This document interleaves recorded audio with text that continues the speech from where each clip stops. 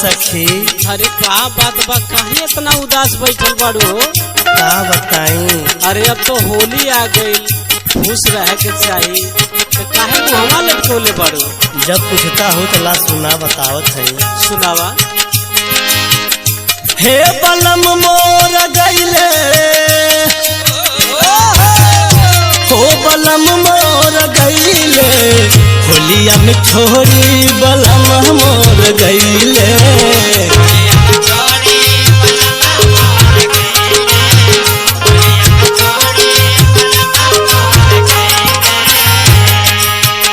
हे बलम मोर गईले, बलम मोर गईले, होलिया में छोड़ी बलम मोर गईले।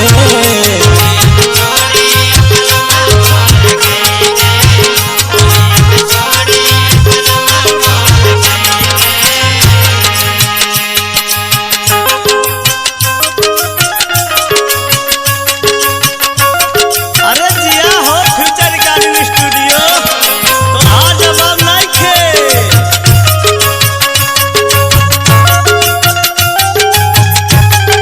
जय हो,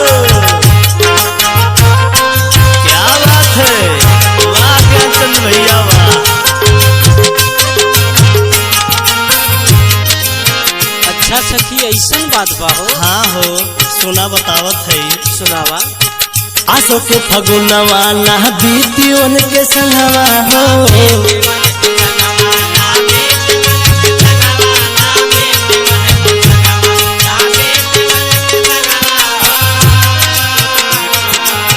रहते जे घर खूब लगवती साखी रंगवा हो।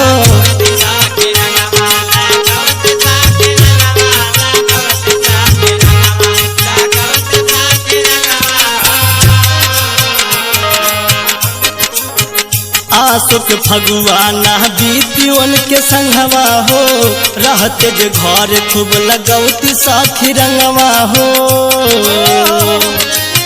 याद में अपना पगली बनवाले, याद में अपना पगली बनवाले, होलिया में छोड़ी बलम मोर गईले।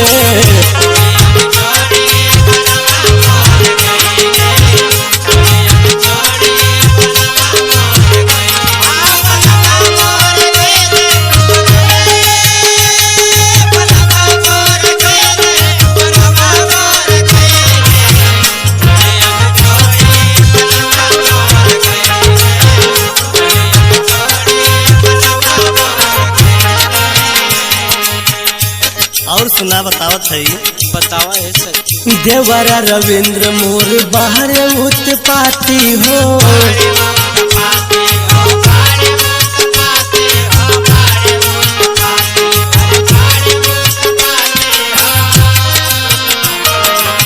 घोड़िया के रंग करल चाहता वे घाती हो।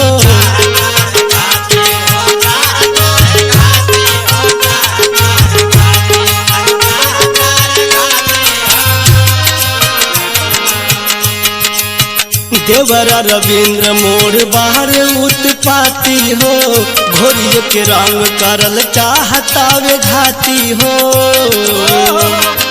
कृपारम सजनवान हमके बतवले, कृपारम सजनवान हमके बतवले, होलिया में छोड़ी बलम मोर गईले।